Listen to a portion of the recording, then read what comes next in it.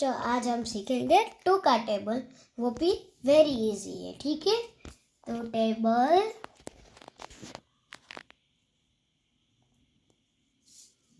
Of to.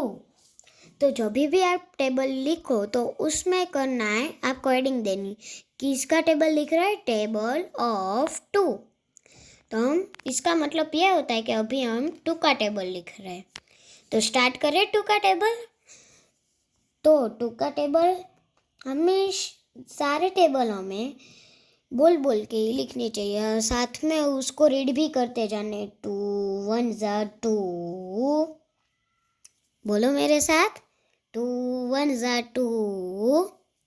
फिर 2 2 ज़ा क्या होता है? 2 2 ज़ा 4। फिर 2 3 ज़ा 2 3 ज़ा क्या होता है? 6।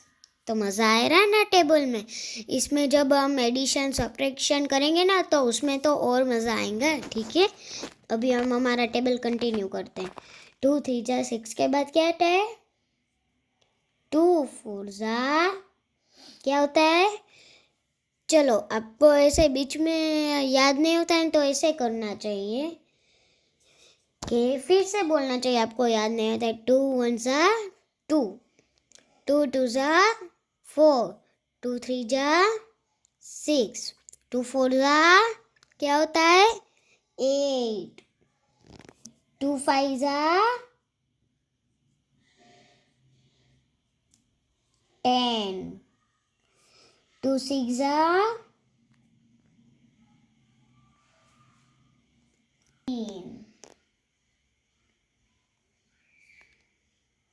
2 8 ज़ा 16 ज़ा क्या आपको बीच में भी ऐसा हो? 2 9 ज़ा नहीं पता होता है तो फिर से मैंने जैसे कहा वैसे ही करो ना। 2 1 ज़ा 2, 2 2 ज़ा 4 6, 2 4 ज़ा 8, 2 5 ज़ा 10, 2 6 ज़ा 12, 2 7 ज़ा 14, 2 8 ज़ा 16, 2 9 ज़ा कितना होता है? तो 9 का टेबल यूज़ करो। 9 1 ज़ा 9, 9 2 ज़ा 18, तो मतलब 2 9 ज़ा 18। आ गए ना आंसर।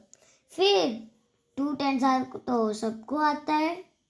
2 10 ज़ा 20। अगर आपको पूरा टेबल लर्न करने में, याद रखने में बहुत ही प्रॉब्लम आता है तो आपको एक चीज़ करनी है,